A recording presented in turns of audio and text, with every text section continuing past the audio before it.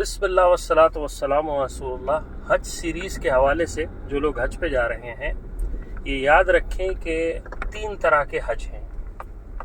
और नंबर 1 हज तमत्तु, नंबर 2 हज क़िरान, नंबर 3 हज इफ़राद या मुफ़रिद।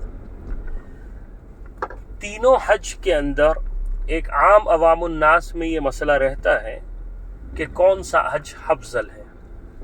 देखें भाई, रसूलुल्लाह सल्लल्लाहु अलैहि वसल्लम की अहादीसों की बिना पर और रसूलुल्लाह सल्लल्लाहु अलैहि वसल्लम के एक्शंस के ऊपर और सहाबा रज़ी अल्लाह अन्हु के एविडेंसेस के ऊपर फ़ुक़हा ने बाज़ फ़ुक़हा ने बाज़ हज को और बाज़ फ़ुक़हा ने बाज़ हज को मुस्तहब या बेहतर कहा है। लेकिन एक अवामुन्नास के लिए हज जो फ़र्ज़ हज है, चाहे वो क़िरान हो, तमत्तु हो या मुफ़रिद हो, उन तीनों में सबसे बेहतर हज वो होगा जिसमें उसकी मग़फ़िरत हो जाए और अल्लाह ताला उसका हज कबूल फरमा ले। और हज का बदला रसूलुल्लाह सल्लल्लाहु अलैहि वसल्लम ने जैसे फरमाया कि जन्नत के बगैर अलावा कुछ नहीं, और अल्लाह ताला उसके लिए जन्नतुल फ़िरदौस में मुक़ाम रख दे। तो ये हज है जो कि अफजल हज है। बाकी फ़ुक़हा की जो राय है वो सब हमारे सर के ताज हैं, वो अहले इल्म हैं।